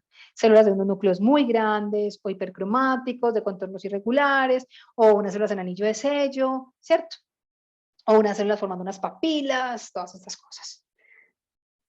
Entonces, obvio, yo cuando estoy hablando y estoy en el enfoque del mesotelioma, pues yo puedo ser, mi líquido puede salir como maligno, ¿cierto? Como sospechoso o como atipia, significado indeterminado. Hay que tener en cuenta que, por ejemplo, en los mesoteliomas, el componente epiteloide suele esfoliarse con más número, ¿cierto? Más que el sarcomatoide. Esos pacientes en la clínica suelen a tener derrames a repetición, o sea, ellos hacen derrame, vuelven a hacer derrame. Macroscópicamente son como el alquitrán o como la miel, son muy viscosos en su consistencia. Hay una cosa importante, y esto sí es súper importante lo que tenemos que tener en cuenta, y es en los derrames pericárdicos, que yo les dije que las células mesoteliales, y lo pongo acá porque es importante que lo tengamos en cuenta. Recuerden que yo dije que las células mesoteliales tienen mucha elasticidad, ¿cierto? Cambia mucho a su ambiente en el que están, y pues obviamente yo les digo, bueno, si en el pulmón respiramos, frecuentemente los movimientos peristálticos pues son también frecuentes, pues los latidos del corazón son frecuentes, o sea, nosotros estamos constantemente, nuestro corazón está latiendo, está con movimientos de contracción, entonces ustedes pueden creer, las células mesoteliales del del pericardio son súper reactivas, ¿cierto? Entonces hay que tener mucho cuidado con eso para pues no como malinterpretar. Oye, generalmente el pericardio, pues por una metástasis o un tumor primario, pues es poco frecuente. Listo, entonces, ¿cuáles son los criterios citológicos para mesotelioma? Eso es súper importante, el aumento de la malignidad. Generalmente ese mesotelioma maligno se puede manifestar con ese aumento de la celularidad, con unas células que generalmente tienen atipia nuclear evidente. El número de las células puede ser, el tamaño nuclear suele ser variable, pues y está aumentado, ¿sí? Las membranas nucleares son irregulares, ¿sí? Pleomórficas. Hay macronucleolos que lo diferenciábamos de los nucleolos que veíamos en los reactivos, que eran micronucleolos o únicos o múltiples. Pueden tener abundante citoplasma, perdón. Los nucleolos, ya lo dije, prominentes, numerosas esferas celulares, hacen como mórulas, pueden hacer como un fragmento de tejido papilar o suelen ser individuales. Miren estas esferas que hacen acá. Estas esferas celulares que son encontradas en ellas, la binucleación y la multinucleación, recuerden, eso lo podemos ver en las células mesoteliales reactivas, pero si yo tengo estas células binucleadas o multinucleadas, acompañadas de algunas que hacen esferas, acompañadas de unos nucleolos grandes, prominentes, células con aumento en el tamaño, variación en el tamaño celular, ¿cierto? Y muy celular mi extendido, pues eso me habla más de malignidad. Y además, si tengo, por ejemplo, mitosis, pues eso me ayuda un poco más. Miren, por ejemplo, eso es un mesotelioma. Miren aquí les debe llamar la atención. Yo veo, listo, células que sí me recuerdan las células mesoteliales, algo aquí normales, ¿cierto? Con una falda de encaje, algo de ventana, pero miren cómo cambian a células súper grandes, muy regularcitas, con unos núcleos bien prominentes, algo sobrepuestas, Miren acá que hacen estas esferas, como que estos grupos. Entonces, ahí tendríamos que llegar a pensar, miren la multinucleación que estamos viendo, los nucleolos que no vemos en estas, que son reactivas, en estas son muy grandes, ¿cierto? Muy bien. Miren acá, por ejemplo, un bajo aumento, que estoy viendo una hipercelularidad, pero a grandísima, ¿cierto? Eso es muy hipercelular, una apariencia bien monótona, ¿cierto? Yo puedo ver células un poquito más sueltas, pero unas células haciendo esferas, ¿sí? Haciendo esferas, puede haber multinucleación. Esto, obviamente yo aquí no estoy viendo muy bien esto, pero sé que está muy hipercelular, veo unas células más sueltas y otras como agrupándose en esferas. Acá citoplasma suele ser más abundante, aquí ya pues yo lo puedo ver mucho más fácil, pueden tener algo de proyección papilar, pueden tener proyección papilar y pues los nucleolos prominentes. Entonces en este caso, ¿qué me da miedo? Pues pedir monocitoquímica. O no que me da miedo, o sea, no es miedo, sino que yo digo, bueno, tiene esas características, o de pronto solo me muestran un pedacito de esto, es lo que yo estoy viendo, entonces en este caso pues hago inmunocitoquímica para ayudarme. Miren aquí la diferencia de una hiperplasia mesotelial. En esta hiperplasia mesotelial yo veo, es un frotis que es muy celular, ¿cierto? Que las células están sueltas, pero miren, están haciendo sábanas también. ¿Recuerdan esas hiperplasias mesoteliales que hacen sábanas? Y las células me parecen algo, pues algo más monótonas, a diferencia de estas que hacen como este festoneado, ¿cierto? Como de fiesta, de las serpentinas que le ponen a uno en la fiesta, estas morulitas, esto es muy frecuente en el mesotelio. Miren qué belleza. Miren qué belleza esas esferitas que hacen tan divinas, a diferencia de la que se ve en hiperplasia mesotelial. Aquí yo no veo, pues hoy estoy desde un 4X, no estoy viendo los nucleolos, pero bueno, algo de sábana, células sueltas, con citoplasma abundante. Muy diferente a lo que estoy viendo acá. Muy bien. Esto es importante, este cuadrito a mí me gusta mucho, yo lo tengo pegadito al lado mío todo el tiempo para estar viéndolo, porque me ayuda a mirar esto. Miren, por ejemplo, cuando yo hablo de células mesoteliales, ya sea en un proceso reactivo o en un mesotelioma, obvio, yo estoy viendo solo una población celular, que son las células mesoteliales, ¿cierto? A diferencia del anocarcinoma, yo ya no estoy viendo una población, solamente las células mesoteliales, pues, y mis histocitos y mis linfos, sino que yo estoy viendo otra población celular, ¿cierto? Es la población dual. Aquí los grupos pues son más pequeños, aquí son frecuentes, que pueden ser, perdón, de pocos a más grupos, pues son variables. El tamaño, generalmente en las mesoteliales reactivas no son tan grandes, yo les había dicho, en menos de 10 grupos, menos de 12 células, perdón. En los mesoteliomas son muy grandes, los grupos son de muchas células, de más de 50 células, y en los pues, anocarcinomas son de más de 12 células. Los bordes son como lisos, en esas son como más festoneados. Las ventanas obviamente son frecuentes que las veamos en las hiperplasias mesoteliales reactivas, obvio en las mesoteliomas asociadas a estas células mesoteliales atípicas. Yo generalmente los adenocarcinomas no veo ventanas porque mis células no son mesoteliales, son otro tipo de células. La falda de encaje la vamos a ver, ¿cierto? Las células mesoteliales, a diferencia de las células en el adenocarcinoma. Muy bien. Hay una cosa importante, las células del anillo de sello que pueden estar presentes en los adenocarcinomas, ¿cierto? Por ejemplo, en los de mama se pueden ver, en los lobulares de mama yo puedo ver células del anillo de sello, como también, pues obviamente que lo que más veo son en los de estómago, en los difusos, pero hay una cosa importante y es esto, miren. En las células del anillo de sello, en los adenocarcinomas están presentes y yo tengo distorsión del núcleo. Distorsión del núcleo.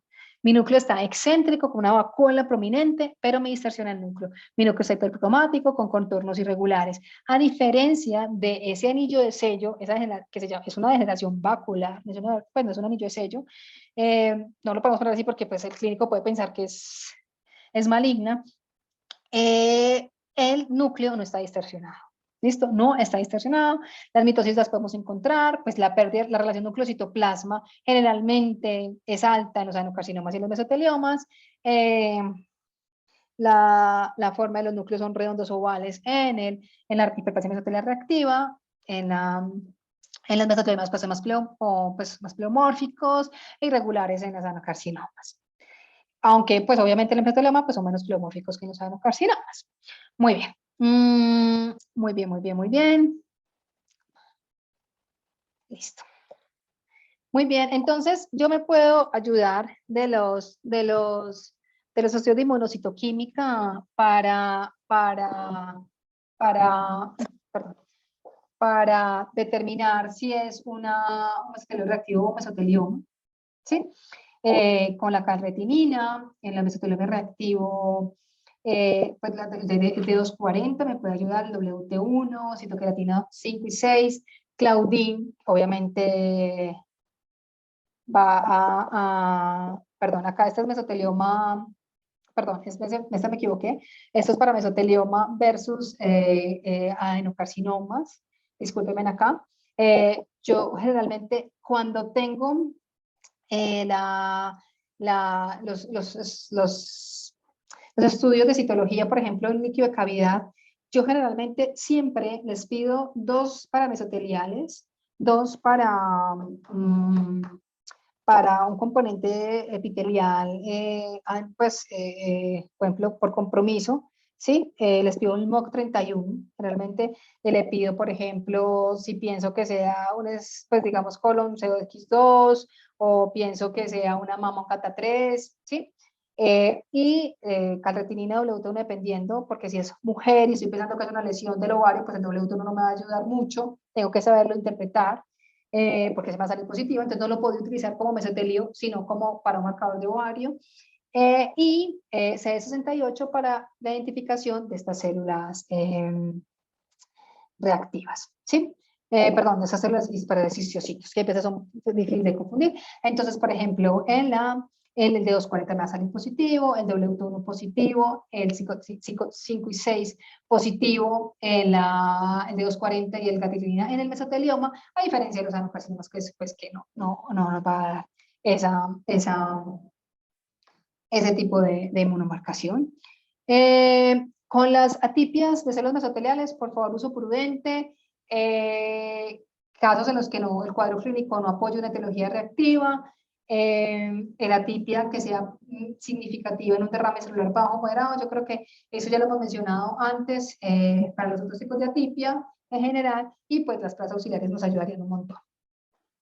Cuando hablamos de inmunocitoquímica, entonces tenemos que decir, bueno, ¿en dónde hago la inmunocitoquímica y qué marcadores utilizar?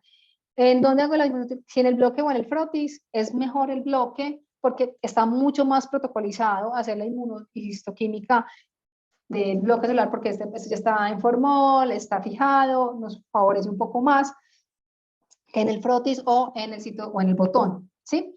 Entonces, si lo tenemos, pues es lo ideal.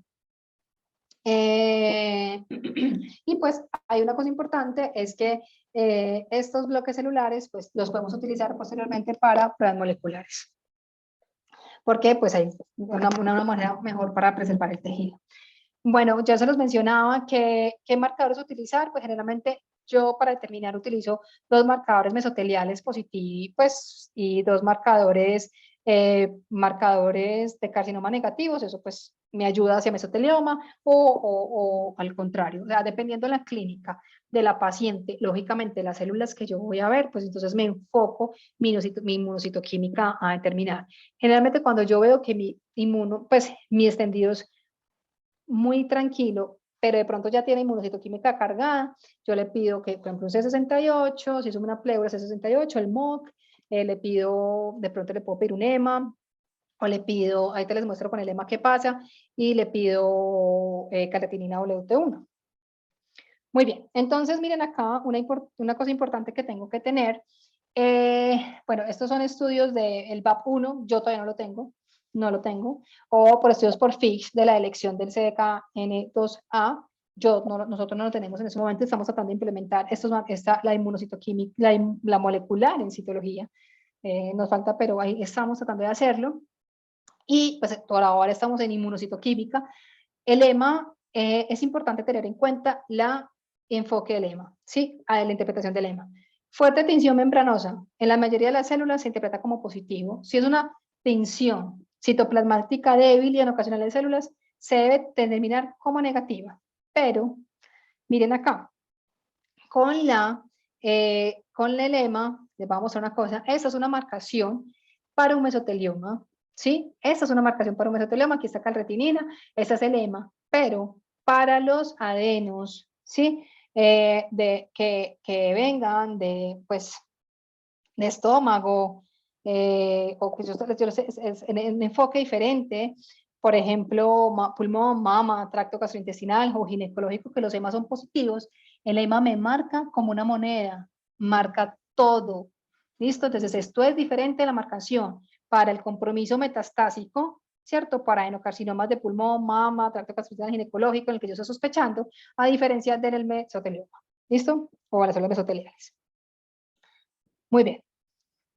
Bueno, el BRF4 y el MOC31 que los utilizamos tanto, hay que tener en cuenta algo que el 15 al 25% pueden ser positivos en los mesoteliomas y tienen una marcación más que todo es en parche. Mucho cuidado con esto. ¿Listo? Entonces nos pueden marcar algunos mesoteliomas. Obvio, si yo tengo un D240, 56,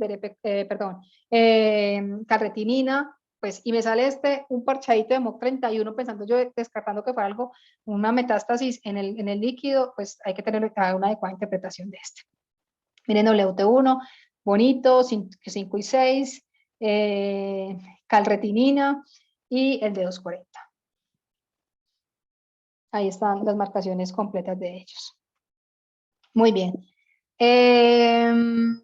Miren acá, pues por ejemplo con el TTF1, solamente un caso pues que dio para mesotelioma maligno, positivo, el GATA3, el 50% de los mesoteliomas van a presentar células escamosas, importantísimo diagnósticos diferenciales con el carcinoma de células escamosas, entonces mucho cuidado, pues obviamente yo voy a ampliar mi panel de inmunocitoquímica, si lo puedo hacer, pues con otros marcadores que me ayuden a enfocar mi diagnóstico más preciso. PL1 en inmunocitoquímica ha mostrado respuestas similares a los tomados en mono, en tejido.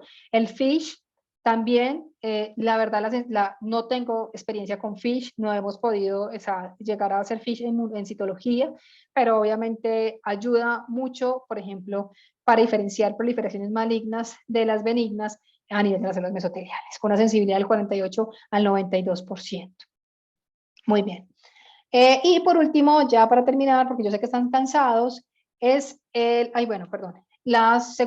malignidades secundarias, procesos metastásicos a nivel de cavidades, ¿sí? Yo les decía ahorita, muchas veces los pacientes tienen el diagnóstico, ¿cierto? Clínico ya. Por ejemplo, la paciente con un derrame pleural, pero tiene un diagnóstico de SIDA de mama, ¿cierto? Muchas veces sí, pero algunas veces no tenemos historia. Algunas veces llegó una paciente por primera vez y como no llevan historia, no saben nada, le llegó el familiar que no sabe nada, no tiene ni idea. Entonces, muchas veces no tenemos historias. Pero sí es importante tener algo de la paciente, algo de la clínica, ¿sí? Porque, por ejemplo, la principal compromiso en el hombre a nivel pleural es un carcinoma pulmonar, ¿cierto? A nivel peritoneal es del tracto gastrointestinal y a nivel pericárdico es el pulmón. En la mujer, por ejemplo, el primer tumor que compromete pleura es mama. A nivel peritoneal es ovario y a nivel pericárdico es mama de nuevo, ¿cierto? Pero en la mujer también, pues en el peritoneo, primero es ovario, después útero, mama también nos puede hacer en peritoneo o gastrointestinal. Y los linfomas siempre están ahí. ¿Sí? Entonces, cuando nosotros estamos viendo de esa población metastásica, entonces ya viendo ese enfoque clínico, que es supremamente importante, cuando yo voy a ver mi enfoque citológico, entonces la segunda población o población celular extraña es mi enfoque citológico que yo tengo que tener. Pero fuera de eso, tengo que determinar qué tipo de célula es de origen. O sea, es lo que yo les decía al principio, tratemos de no quedarnos en positivo para malignidad. Yo creo que es como, por ejemplo, si en tiroides decimos, no todos son carcinomas papilares de tiroides, yo también puedo diagnosticar anaplásicos. Y entonces, no el Bethesda 6 es carcinoma papilar de tiroides. El ítem diagnóstico, la categoría diagnóstica Bethesda 6 no es carcinoma papilar de tiroides, es maligno, donde entra el anaplásico, el carcinoma papilar de tiroides es más frecuente, el medular o las metástasis, ¿cierto? Entonces hay que tener en cuenta eso. Hay que ser mucho más preciso con nuestros diagnósticos, ¿sí? Bueno, determinar el sitio de origen. A mí me ha llegado, pues en el San José hemos hecho muchos estudios en los que, pues en muchos estudios no, en varios casos en los que nosotros hemos ayudado al clínico a decir, mira, un derrame peritoneal primera y con la inmuno, pues les hemos ayudado a determinar qué estudios más hacerle al paciente para dar con el origen. Entonces, miren acá, yo tengo una efusión celular, o sea, tengo un derrame con células atípicas. Yo igual tengo que determinar, ¿son células mesoteliales o no son células mesoteliales? ¿Cierto? Si yo no sé si son células mesoteliales o no, pues me puedo ayudar de la inmunocitoquímica para determinar si es mesotelio reactivo o es un mesotelio neoplásico, pues por ejemplo, o si no son mesoteliales, pues es una efusión maligna metastásica. ¿De qué puede ser? Adenocarcinoma, células escamosas, riñón, tracto gastrointestinal, o sea, puede ser lo que sea, ¿cierto? O neuroendocrino, hematolinfoide, melanomas. Los melanomas, yo he visto unos casos de unos melanomas espectaculares.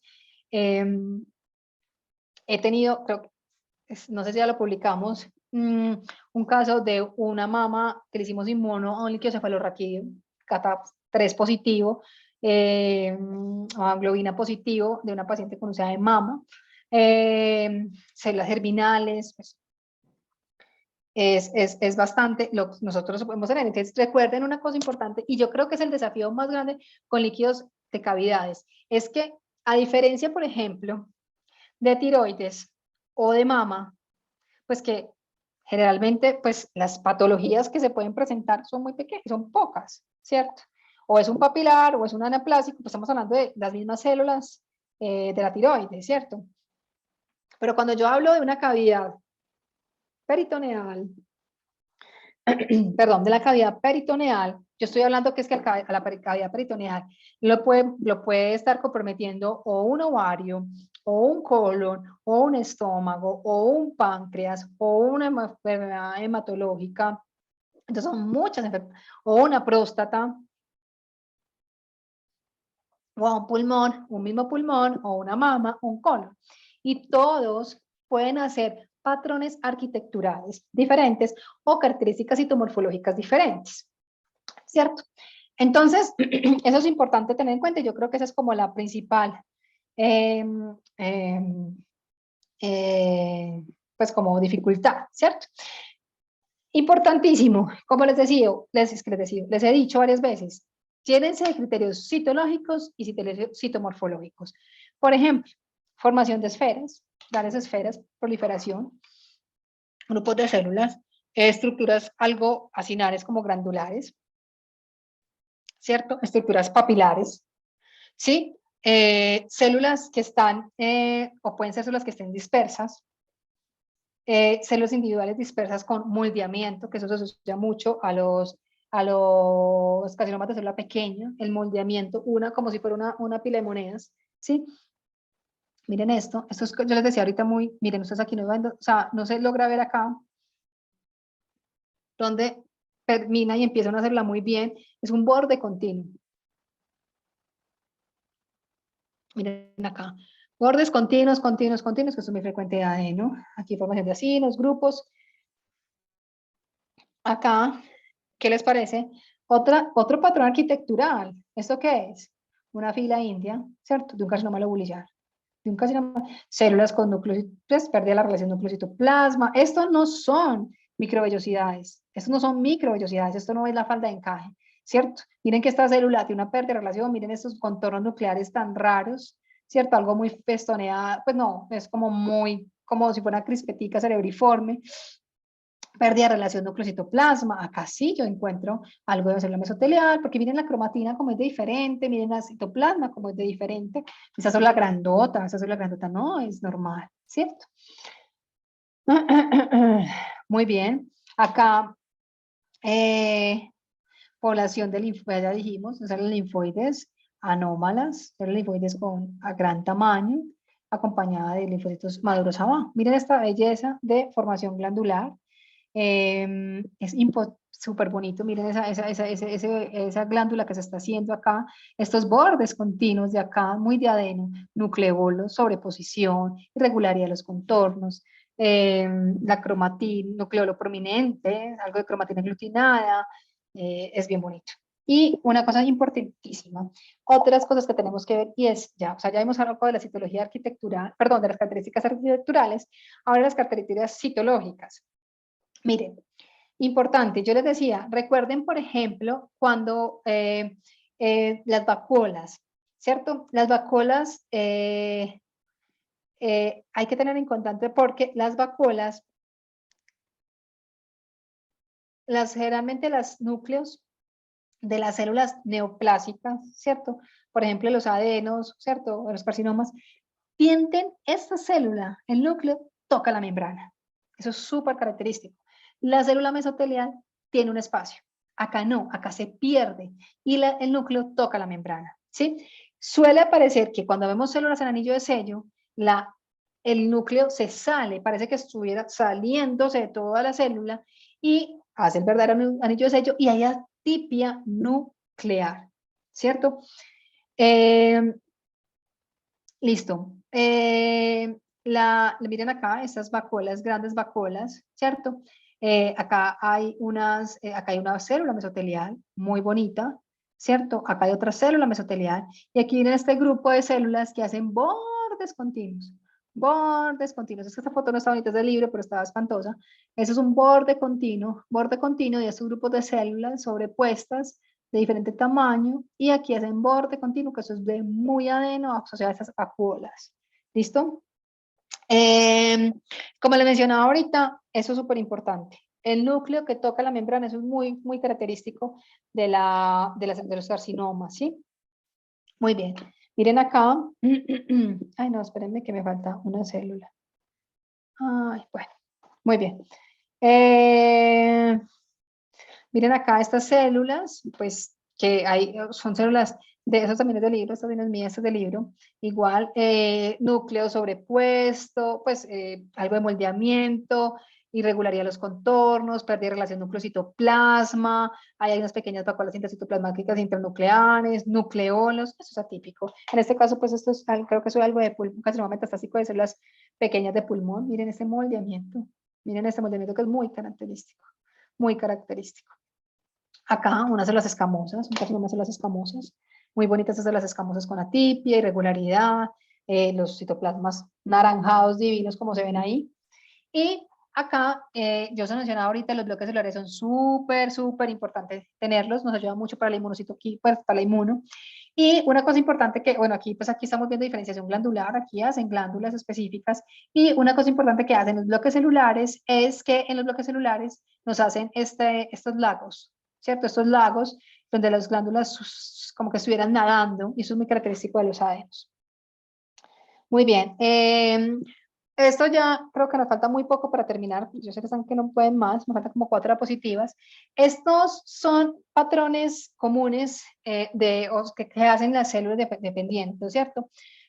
Por ejemplo, las papilas, porque nosotros pensamos que papilas solamente los hace ovario y los hace tiroides, pero papilas lo puede hacer un ectoplasia mesotelial, no lo hace un ovario, no lo puede hacer un mesotelioma, no lo puede hacer un colon, pulmón, páncreas, urotelio, carcinoma embrionario, tiroides, ya lo mencioné, cuerpos de Samoma, hiperplasia mesotelial. Yo les dije que todo lo que hacía papilas puede hacer cuerpos de Samoma, ovario, tiroides, endosalpingiosis, endometriosis, bolas de cañón, muy frecuente en mama, lo vemos en pulmón, en ovario, en las hiperplasias mesoteliales, pero recuerden, tenemos que ir a ver la citomorfología de las células.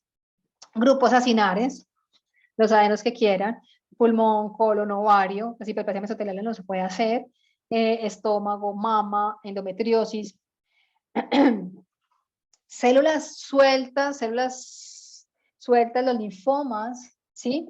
Los carcinomas de célula pequeña, estómago, anillo de sello también me lo puede hacer lobulillar de mama, gástrico, las vacuolizaciones pues me las pueden hacer muchos adenocarcinomas, ¿sí? Y las células bizarras, ¿sí? O las células muy de alto grado, me lo pueden hacer los sarcomas, los melanomas y los carcinomas indiferenciados. Eso sí es bien importante que lo tengan en cuenta.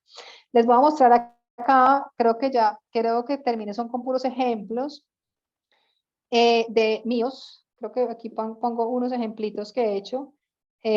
Por ejemplo, este es un derrame pleural de una mujer con antecedentes de mama. Miren estas formaciones, estos grupos que hacen estas células bien epiteliales, ¿cierto? Que hacen estos grupos algo tridimensionales, medio simulan una bolita de cañón, pero núcleos sobrepuestos, irregulares, hipercromáticos, pleomórficos, con algo de vacuola. Sí, acá miren este grupo tan feito, acompañado de estas celulitas que pueden ser distintas, obviamente la foto, generalmente uno tiende a evitar otras. Acá tenemos un bloque celular que nos ayuda un montón, positivo para GATA3, miren qué belleza, y para receptor de estrógenos. Muy bien, este es un paciente, creo que era un señor, sí, miren acá, miren qué bonito este caso, es espectacular. Este caso ven que es un caso que es un extendido hipercelular con aumento de la celularidad. Si yo desde arriba miro, mi celularidad está elevada, ¿sí? Desde arriba yo veo que hay unos núcleos que están como algo hipercromáticos, pero yo no veo el patrón arquitectural como grupos, no, son células más bien sueltas. Y cuando me bajo, miren que yo veo son células del anillo de sello, son verdaderas células del anillo de sello. Miren que las tiende a sacar bastante. Estas células son hipercromáticas, estas no son anillo de sello, esta célula está hipercromática, con pérdida de la relación, contornos irregulares. Miren esta célula con una vacuola intracitoplasmática prominente. Miren esto, con un núcleo súper excéntrico e hipercromático irregular. O sea, son células con verdadera atipia de ese núcleo completamente excéntrico. Son verdaderas células de anillo de sello y este es el MOC31 en el bloque, en el bloque celular. Esto es botón que nos dio positivo. Por acá, creo que aquí esta es una mujer con un carcinoma seroso de ovario. Desde arriba estoy viendo muy celular mi extendido. Miren eso, muy celular mi extendido.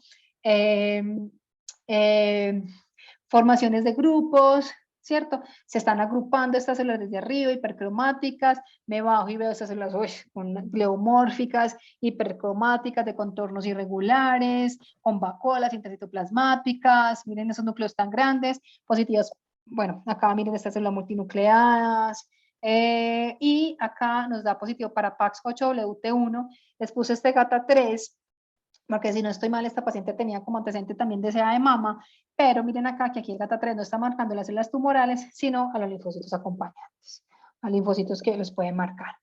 Y una leucemia mieloide, esto creo que era un niño, bueno, tirando, no me acuerdo. Pero acá yo estoy viendo en mi extendido aumento de las células, esto es un líquido pleural, este era un líquido pleural, ¿sí? O con aumento de celularidad. Miren acá estas células grandes, ¿sí? Como, pues tienen unas formas como cuadradas, muy regulares. Miren estas indentaciones que tienen estos núcleos. No hay citoplasma, perdón, no hay, sí, citoplasma, no hay nucleolo, ¿sí? Muy marcado, pues una irregularidad de los contornos muy significativo, pero a la vez muy monótona esta celularidad, y pues MPO positivo con una marcación escasa para CD3. Ese era un líquido pleural de este paciente.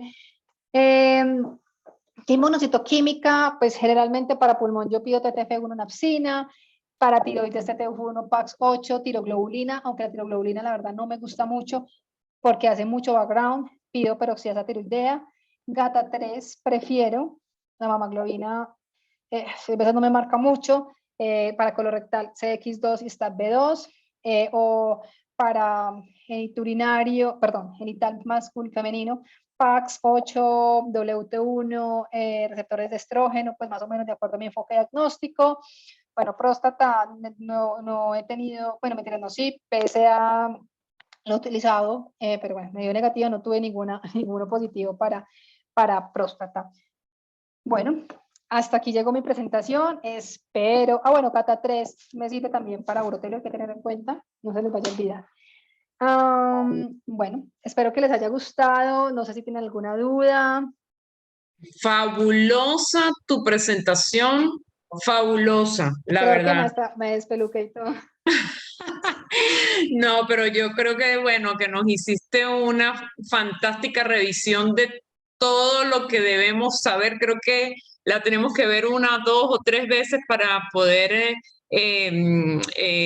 como focalizarnos en lo que tenemos que buscar en estas citologías que, como dije al principio, son difíciles de interpretar y que siempre nos crean dudas si no tenemos el bloque celular.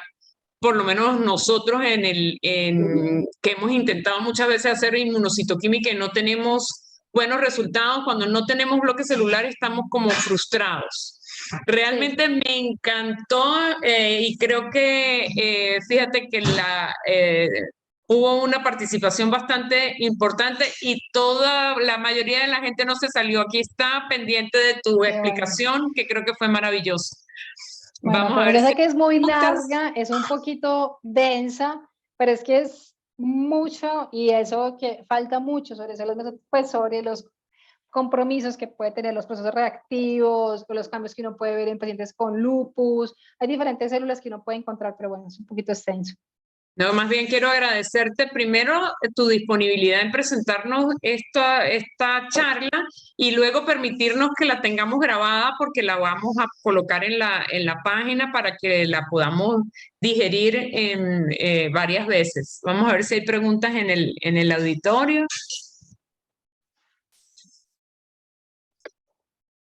Muchas felicitaciones es lo que más hay.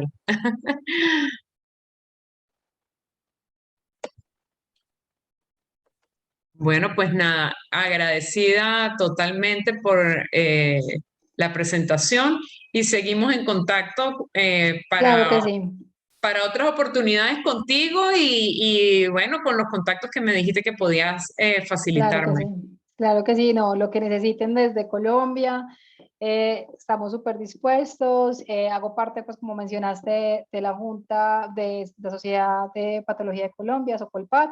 Yo sé que si alguna cosa, pues también podríamos hablar desde la sociedad y podríamos hacer trabajos juntos. Pues porque lo Excelente, importante es que la patología empiece pues como a actualizarse un poco más, que llegue, la gente la conozca más, porque a veces nos olvida quiénes somos los patólogos. Por allá metidos en el sótano de la clínica. sí, es así, exactamente. Pues nada, muchas gracias y seguimos en Muchas contacto. gracias. Listo, perfecto. Muchas gracias a todos. Espero que les haya servido. Lo que necesiten, no sé si quieres dejar algún contacto mío, a la orden, lo que necesiten. Y bueno, nos estaremos viendo. Y muchas gracias por la invitación. Excelente, gracias. Bueno, hasta luego. Bueno.